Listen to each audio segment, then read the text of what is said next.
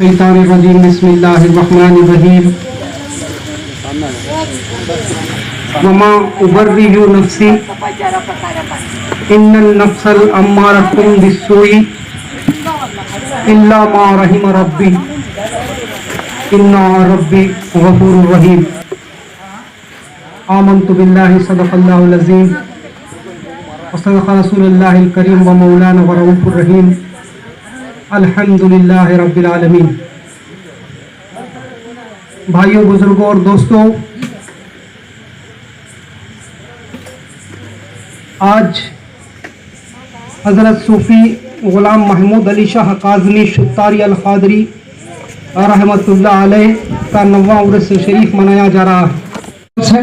تو یہاں پر میں جو پہلی آیت آپ کے سامنے پیش کیا تھا وہ سورہ یوسف کی 53ویں آیت ہے، جس میں نفس کے امارہ کا ذکر کیا گیا ہے، کیونکہ نفس جو ہے شروع میں آوارہ ہوتا ہے، امارہ ہوتا ہے۔ اس پہ میں نے آپ کو بتایا کہ 4 خصلتیں، 4 قوتیں کام کرتی ہیں۔ وہ 4 قوتوں میں ایک تو بتایا شہوت، دوسرا بتایا غضب، غرانہ، غصہ، اور تیسرا ابلیس، اور چوتھا فرشتہ۔ تو یہ جو ہے ایک عام آدمی میں یہ 4 قوتیں جب کام کرتی ہے تو یہ 3 بہت مضبوط کام کرتی ہے شروع کی: ابلیس کی صفت، شہوت کی اور غضب کی صفت۔ ابلیس شہوت اور غضب کی صفت کو اکساتے رہتا ہے، اور ابلیس کی صفت حکم عدولی ہے، مغرور پن، غرور، گھمنڈ، انانیت، یہ ابلیس کی صفت ہے۔ شہوت تو آپ کو بتانے کی ضرورت نہیں ہے کہ غیر محرم کی طرف راغب ہونا، شہوت کی طرف راغب۔ اللہ تعالیٰ نے جو قانون اور قاعدے ہم کو بتائے ہیں، ان قاعدے قانونوں کے آگے بڑھ کر ہم شہوت کا استعمال کرنا، وہ جو ہے شہوت ہے۔ پھر غصہ، غضب، یہ مٹی کی خامی ہے۔ تو یہ جو تین جو طاقتیں ہیں، جب نفس پہ کام کرتی ہے تو وہ نفس آوارہ ہوتا ہے، وہ امارہ ہوتا ہے۔ تو اللہ پاک نے قرآن مجید کی سورہ یوسف میں 53ویں آیت میں یوسف علیہ السلام کی اس بات کو یاد کرتے ہوئے فرماتا ہے، کیونکہ یوسف علیہ السلام نے فرمایا تھا، مصر کے بادشاہ عزیز کی بیوی نے جب یوسف علیہ السلام کو دعوت دی، جب دعوت دی شہوت کی، تو وہ اپنے آپ کو بچا لیے، یعنی رب نے انہیں بچایا۔ اپنے آپ کو انہوں نے نہیں بچایا، لیکن رب نے انہیں بچایا، اور وہ بتاتے ہیں کہ وہ کیسے اپنے آپ بچ گئے۔ کہتے ہیں کہ میں اپنے نفس امارہ کی برائی نہیں کرتا ہوں، میں نفس کی برائی نہیں کرتا ہوں۔ وما ابرئ نفسی ان النفس الامارۃ بالسوء الا ما رحم ربی ان ربی غفور رحیم۔ میں نفس امارہ کی برائی نہیں کرتا ہوں، کیونکہ نفس امارہ کی صفت ہی یہ ہے کہ انسان کو گمراہ کرے، انسان کو پستی کی طرف لے جائے، انسان کے روحانی طاقتوں کو برباد کر دے۔ یہ نفس امارہ کی صفت ہی ہے، میں اس کی برائی نہیں کرتا ہوں۔ دراصل جس پر میرے رب کی رحمت ہو، میرا رب غفور الرحیم ہے۔ معنی یہ ہے کہ جس پر رب کی رحمت ہوتی ہے وہ نفس امارہ کی طاقت کے باوجود وہ اپنے آپ بچ جاتا ہے۔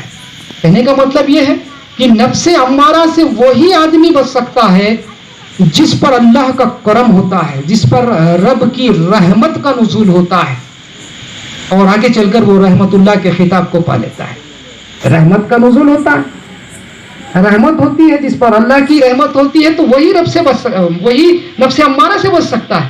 اور جو نفس امارہ سے بچ گیا تو اس پر رحمت ہو گئی، اور رحمت ہو گئی تو آگے چل کے وہ رحمت اللہ علیہ ہونے والا ہے۔ سب کے نام کے بعد رحمت اللہ علیہ لگنے والا نہیں ہے۔ نفس امارہ سے جو بچتا ہے اس کے نام کے بعد ہی رحمت اللہ علیہ لگنے والا ہے۔ آج دیکھتے ہیں ہر جماعت میں رحمت اللہ علیہ، ہر جماعت میں رحمت اللہ علیہ لگا لیتے ہیں، لیکن رحمت اللہ علیہ کے معنی بہت بلند ہیں، وہ جو پاتے ہیں ان کو ہی معلوم ہے۔ اللہ تعالی ہم سب کو وہ نصیب فرمائے۔ تو میں بتانا چاہتا ہوں کہ نفس امارہ کی خصلت کو یاد کرتے ہوئے سورہ یوسف میں یوسف علیہ السلام فرماتے ہیں کہ جس پر اللہ کی رحمت ہوتی ہے وہ جو ہے اس سے بچ جاتا ہے، میرا رب غفور الرحیم ہے۔ پھر اس کے بعد انسان جب نفس امارہ کو کنٹرول کرتا ہے، اور کنٹرول کرنے کے لیے میں نے آپ کو پہلے ہی بتایا کہ لیٹیفیکیشن ہے، کہ اسے اپنے شیخ کی تلاش کرنا ہے، شیخ کے فیض کے بغیر، شیخ کے کرم کے بغیر، سلسلے کی کڑی کے بغیر اسے رحمت ملنے والی نہیں ہے. وَاعْتَصِمُوا بِحَبْلِ اللَّهِ جَمِيعًا وَلَا تَفَرَّقُوا. اللہ تعالیٰ نے قرآن میں فرمایا اللہ کی رسی کو مضبوطی سے تھام لو, آپس میں پھوٹ نہ جانا. تو یہ جو اس سے پہلے میں 2 آیتیں آپ کو سنایا تھا, اس میں اللہ تعالیٰ نے مومنوں کو اپنے گروہ میں شامل کر کے بتایا ہے. تو یہ اولیاء اکرام اور مرشدین یہ وہی لوگ ہیں جن کو اللہ تعالیٰ نے اپنے گروہ میں شامل کر کے بتایا ہے. تو ان کے ساتھ جڑ جانا بہت ضروری ہے, اور ان کے ساتھ جڑنے کے بعد یہ جو صفت فرشتگان ہے نفس میں اس کو تقویت ملتی ہے, وہ مضبوط ہو جاتا ہے. جب صفت فرشتگان مضبوط ہوتی ہے تو باقی کی جو صفتیں ہوتی ہے شہوت اور غضب کی وہ مند ہونے لگتی ہے, وہ کمزور ہونے لگتی ہے. تو دھیرے دھیرے اس میں روحانی میں نور آنے لگتا ہے اور روحانی اس کی گبر ہونے لگتی ہے.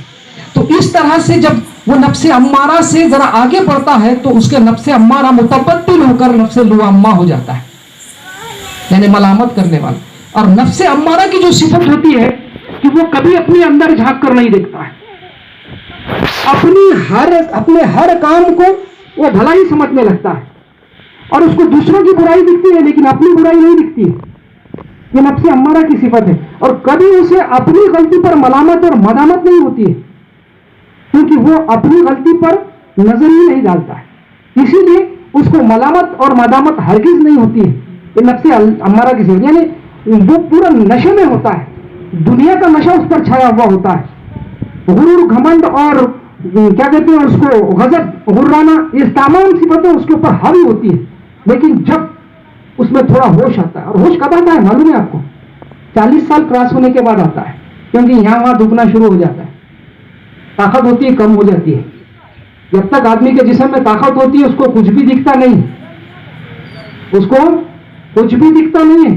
لیکن جب طاقت کم ہونا شروع ہوتی ہے, جسم میں یہاں وہاں درد شروع ہو جاتا ہے, تو ذرا اس کو اپنے کام پر جو ہے سوچنے کا موقع ملتا ہے. کیا میں صحیح کر رہا ہوں, غلط کر رہا ہوں, مجھے کیا کرنا ہے؟ کیونکہ اب زیادہ سے زیادہ 60-70 سال ہی نا, اور قریب ہے, اب جانے کا ہے تو کچھ تو سودا سامان لے کے جانا ہے نا. بازار خالی تھیلی لے کے گئے تو اچھا نہیں رہتا, خالی تھیلی لے کے گئے تو بابا بولتا نا کیا کر, بازار کو خالی چاہے کیا پکانا کیا کھانا ہو. تو 40 سال کی عمر پاس ہو جانے کے بعد ذرا سوچنا شروع کرتا, تو وہ جو سوچنے کی صفت ہے وہ ندامت ہے, اور گناہوں سے وہ بچنے کی کوشش ذرا کرتا ہے, اور کیے ہوئے گناہوں پر اسے ندامت اور مدامت ہوتی ہے تو توبہ وغیرہ کرتا ہے, اور اسے جب نیک لوگ یاد آتے ہیں اور تلاش شیخ کی فکر پیدا ہوتی ہے.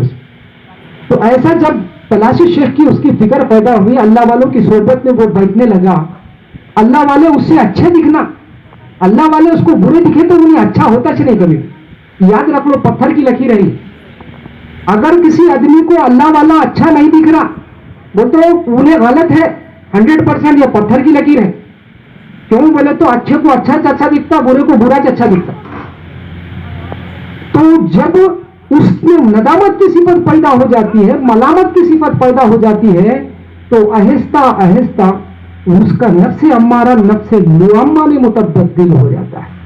تو نفس لوامہ کو یاد کرتے ہوئے اللہ پاک سورہ قیامہ کی 1-2 آیت میں فرماتا ہے, کیونکہ اس وقت حضور صلی اللہ, میرے آقا احمد مجتبیٰ محمد مصطفیٰ صلی اللہ علیہ وسلم کو مشرکان مکہ ڈنکے کی چوٹ پر یہ کہتے تھے کچھ لوگ کہ ہم اگر قیامت بھی آ جائے تو تم پر ایمان نہیں لائیں گے, معاذ اللہ ثم معاذ اللہ, بدنصیب.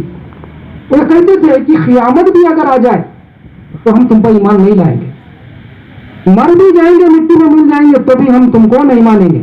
کچھ لوگ ایسا بھی بولتے تھے. اللہ تعالیٰ کو غصہ آیا, جلال آیا. سورہ قیامہ میں اللہ پاک فرماتا ہے لا اقسم بیوم القیامہ ولا لا اقسم بیوم القیامہ ولا اقسم بنفس اللوامہ. میں قیامت کے دن کی قسم کیوں کھاؤں, میں نفس لوامہ کی یعنی ملامت کرنے والے نفس کی قسم کیوں کھاؤں. کیا یہ لوگ کہتے ہیں کہ ہم مرنے کے بعد ہرگز ہڈیوں کو جمع نہیں کریں؟ آگے اللہ پاک فرماتا ہے کہ جو ایک بار بنانے پر قادر ہے, قدرت رکھتا ہے, وہ دوبارہ بھی بنا سکتا ہے. چاہے تم ہوا میں مل جاؤ, چاہے تم آگ میں مل جاؤ, چاہے تم پانی میں مل جاؤ, چاہے تم مٹی میں مل جاؤ, जब तुम थे ही नहीं तो हम तुमको नमूदार करें, जब तुम थे ही नहीं तो हम तुमको नमूदार करें। जब एक बार हम तुमको बना सकते हैं तो क्या दूसरी बार नहीं बना सकते? माने यहाँ पर शुरू में अल्लाह ताला जो कसम की बात कर रहा है, यौमल क़ियामा की बात कर रहा है, नफ्स लुअम्मा की बात कर रहा है। तो नफ्स लुअम्मा और यौमल क़ियामा की कसम खाने में बहुत गहरा राज है। यहाँ पर अल्लाह पाक फरमाता है कि मलामत करने वाला दिल काफी नहीं है। इसमें एक माने ये है, मलामत करने वाला दिल काफी नहीं है, उसे फिर जहन्नुम का मजा चखना है। मलामत करने वाला दिल काफी नहीं है नफ्स, क्योंकि उसे और भी आगे बढ़कर मुतमइन्ना के मुकाम पर फायज होना है, नफ्स मुतमइन्ना के मुकाम पर फायज होना है। लहुमुल बुशरा फी हयाती दुनिया वल आखिरा के बशारत को पाना है। फिर जब मलामत करने वाला दिल, मलामत करने वाला नफ्स अल्लाह वालों की सोहबत में बैठना शुरू करता है, अल्लाह वालों को देखने के बाद उसका दिल खुश हो जाता है। अल्लाह वालों के बातों से उसे क्या कहते हैं, एक किस्म का अंदर से शऊर पैदा होता है, और अल्लाह ताला की बातें और अल्लाह वालों की बातों से वो उसका चेहरा खिल जाता है, और जिधर भी जाता है सिर्फ अल्लाह वालों को ही तलाश करता है। जहां भी बैठता है अल्लाह की बातें ही करता है, और जहां अल्लाह की बातें होती हैं वो फौरी चला जाता है। ऐसी सिफत जब उसमें पैदा हो जाती है तो दुनिया की लघु बातों से वो महफूज हो जाता है, दुनिया की बेकार बातों से वो महफूज हो जाता है, वक्त खराब करने से वो महफूज हो जाता है। फिर आगे चल के सोहबत सालिहीन से, कामिलीन से, मुर्शिदीन से उसके अंदर एक किस्म की क्या कहते हैं तब्दीली आना शुरू हो जाती है, और शेख की सोहबत में बैठकर तसव्वुर शेख से फिर उसके नफ्स में एक नूर पैदा होता है, मानो उसका नफ्स कलमा पढ़ता है, उसका कल्ब कलमा पढ़ता है। कुरान में अल्लाह पाक फरमाता है, मेरे हबीब तो ये लोग जो कहते हैं कि हम मुसलमान हैं लेकिन इनके कल्ब मुसलमान नहीं है, सूरह अल-माइदा में शायद फरमाता है, ये लोग कहते हैं कि हम मुसलमान हैं लेकिन इनके कल्ब मुसलमान नहीं है। यानी कल्ब जब मुसलमान बनता है तो नफ्स मुतमइन्ना का मुकाम हासिल होता है। नफ्स अम्मारा एक आवारा पाड़े की तरह है, नफ्स अम्मारा एक आवारा पाड़े की तरह है। पाड़ा तो आप लोगों को मालूम है, जो बिना नाती का होता है, उसको कोई संभालना बहुत मुश्किल होता है, उसकी ताकत के सामने हमारी ताकत कुछ काम नहीं करती है, और जिधर चाहे वो चला जाता है। लेकिन अगर कोई समझदार तो उसको नाती पिला देता है, समझदार होना चाहिए पिलाने के लिए क्योंकि ताकत बहुत होती है उसमें, कोई समझदार अगर उसको नाती पिला देता है तो उसके कंट्रोल में आ जाता है। हो सकता है उससे बहुत ताकत हो उसके पास, लेकिन नाती पकड़ते ही वो खड़ा हो जाता है। जब नाती पकड़ते खड़ा हो गया तो वो मुलम्मा हो गया। क्या हो गया? मुलम्मा हो गया, अम्मारा से अवारा से मुलम्मा हो गया। लेकिन ये काफी नहीं है, फिर उसके बाद उसे हल भी जोतना है। जब हल जोतना शुरू कर दिया तो समझो वो काम का हो गया, वो खेत में रहने के काबिल है, बाग में रहने के काबिल है। तो नफ्स भी उसी तरह से जब आवारा रहा तो उसके लिए कोई मुकाम नहीं है। मुलम्मा होने के बाद भी उसे फिर आगे बढ़ना ही है। मुलम्मा से फिर जब मुतमइन्ना के मुकाम पर जाता है तो अल्लाह पाक उसे जन्नत की दावत देता है। सूरह अल-फज्र में या अय्यतुहन नफ्सिल मुतमइन्ना इरजी इला रब्बिकी राज़ियतन मर्ज़िया फदखुली फी इबादिही वदखुली जन्नत। अल्लाह पाक नफ्स मुतमइन्ना को दावत दे रहा है, ना नफ्स अम्मारा को दावत दिया। कुरान में आप देखिए कहीं पर भी नफ्स अम्मारा को दावत नहीं दिया अल्लाह पाक ने, नफ्स लुअम्मा को भी दावत नहीं दिया है। यहाँ तक कि सूरह क़ियामा में आप देखिए नफ्स लुअम्मा की बात आई, लेकिन नफ्स लुअम्मा को उसने अल्लाह पाक ने जन्नत की दावत दिया और कोई खुशखबरी नहीं दी। जबकि उसका जब तज़किरा आया तो हड्डियों को जमा करके फिर से बनाने की बात आई। जब नफ्स लुअम्मा का जिक्र कुरान में आया तो हड्डियों को जमा करके फिर से बनाने की बात आई। लेकिन जब नफ्स मुतमइन्ना की बात करता है सूरह अल-फज्र में तो या अय्यतुहन नफ्सिल मुतमइन्ना इरजी इला रब्बिकी राज़ियतन मर्ज़िया फदखुली जन्नती फदखुली इबादती वदखुली जन्नती। फरमाता है कि ऐ नफ्स मुतमइन्ना, तू अपने अमल से खुश है और अल्लाह के पास पसंदीदा है, तू मेरे नेक लोगों से मिल जा और मेरी जन्नत में दाखिल हो जा। देखिए जन्नत में दाखिल होने से पहले किससे मिलना है? जन्नत में दाखिल होने से पहले किससे मिलना है? मेरे नेक लोगों से मिल जा, फिर मेरे जन्नत में दाखिल हो जा। बिना नेक लोगों से मिले जन्नत मिलने वाली नहीं है। सूरह अल माइदा की 55वीं आयत में जो मैंने आपको बात बताया, वमन यतवल्लल्लाह व रसूलहु वल्लज़ीना आमनू फ़इन्न हिज़्बल्लाहि हुमुल गालिबून, वही बात यहाँ पर आ रही है कि अल्लाह का गिरोह सब पर गालिब है, जिसमें अल्लाह है, रसूल है और मोमिनीन भी है। जन्नत में जाना है तो पहले उनसे मिलना है। अब मेरे उन मोमिनों के, उन अच्छे लोगों के, उन नेक लोगों के गिरोह में तो दाखिल हो जा, उनसे मिल ले, फिर मेरी जन्नत की तरफ आ जा। यानी जन्नत में जाने के काबिल एक नफ्स कब बनता है? मुकाम मुतमइन्ना पर फायज होने के बाद। अब ये मुतमइन लफ्ज का माना क्या है? इत्मीनान कब हासिल होता है? भाई जब खौफ जाता है तभी इत्मीनान हासिल होगा ना। जब तक आदमी को खौफ है, इंसान को सबसे बड़ा खौफ कौन सा है? मौत का है, जहन्नुम का है। अगर वो सोचा तो उससे बढ़कर कोई दूसरा खौफ नहीं है ना। मौत का खौफ और जहन्नुम का खौफ उसके लिए सबसे बड़ा खौफ। लहुमुल बुशरा फी हयाती दुनिया में अल्लाह ताला अगर उसको बशारत दे दे कि बंदे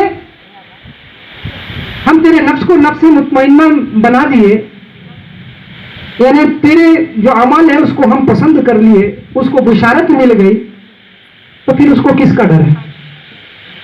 उसको क्या मौत का डर है? उसको क्या जहन्नुम का डर है? जिसको बशारत मिलती है वो इत्मीनान हासिल हो जाता है ना, उसको तमानियत मिल जाती है, वही नफ्स मुतमइन्ना है।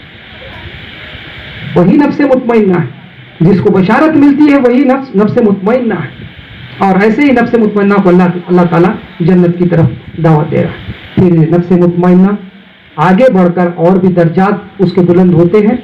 ये तो जन्नत में जाने के लिए एलिजिबिलिटी है, ज़रूरत है उसके लिए। एक आम आदमी को नफ्स मुतमइन्ना के मुकाम पर फायज होना है। अगर अल्लाह ताला की दावत को पाना है, उसके बुरहान को, उसकी क्या कहते हैं बुशरा यानी उसकी खुशखबरी को पाना है, तो उसे नफ्स मुतमइन्ना पर फायज होना है। फिर उसके बाद और दर्जे उसके बुलंद होते चले जाएंगे आगे।